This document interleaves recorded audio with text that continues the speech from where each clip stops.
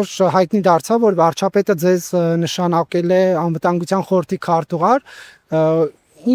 ինչպես եղավ, այս պաշտոնը, որ դուք նշանակվեցիք, որտեվ անսպասելի էր, քննարկումներ չկային նախապես միշտ, որ լինում է։ Դե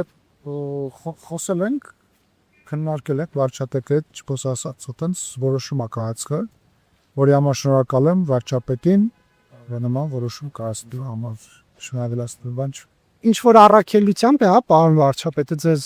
ուղարկում անվտանգության խորհրդավ ճիշտ վստահում այդ պաշտոնը։ Եկեք այդ մասը բաց տալով, էլի, հա, ցունեկնա դա։ Ինչու՞ ուրեմն մի բան կա։ Դե որովհետև չի կարելի հիմա նոր մի քանի րոպե առաջ հրաման է եղել, դուք ինձ փողոցում տեսել եք,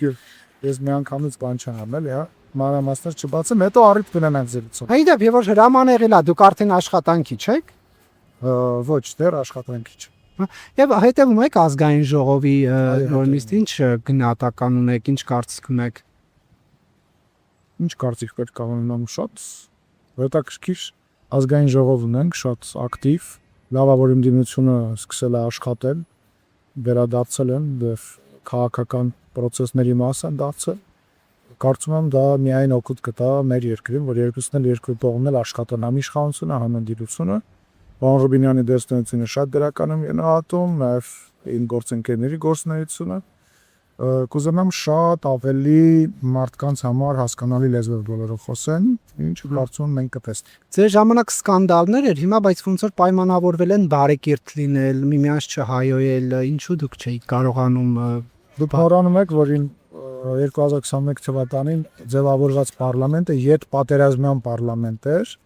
եւ լարվածությունը մաքսիմումն էր հասած։ Դուք հիշում եք, մենք դեռ ընտրություններից հետո կրակոցներ ունեցանք, մենք ընտրությունների ժամանակ կրակոցներ ունենք սահմաններին, պատերազմը չէր դադարել, իսկ հիմա սա խաղաղ երկրի պարլամենտ է եւ խաղաղ երկրի պարլամենտը հուսամ ավելի խաղաղ կլինի։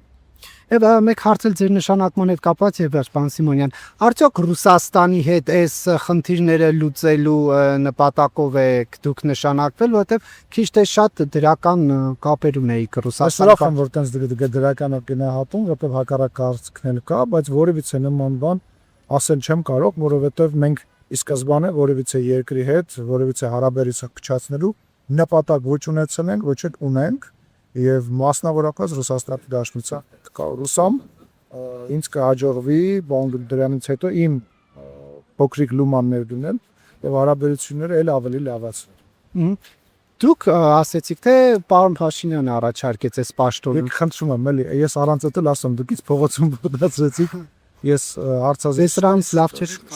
Շուտա խոսանք դրա մասին։ Սա մենք թիմ ենք, թիմային որոշում ա եղել, քննարկում ա եղել, թե ով առաջինը ասեց, ով վերջինը ասեց, կարծում եմ որևիցե կարևորություն չկա։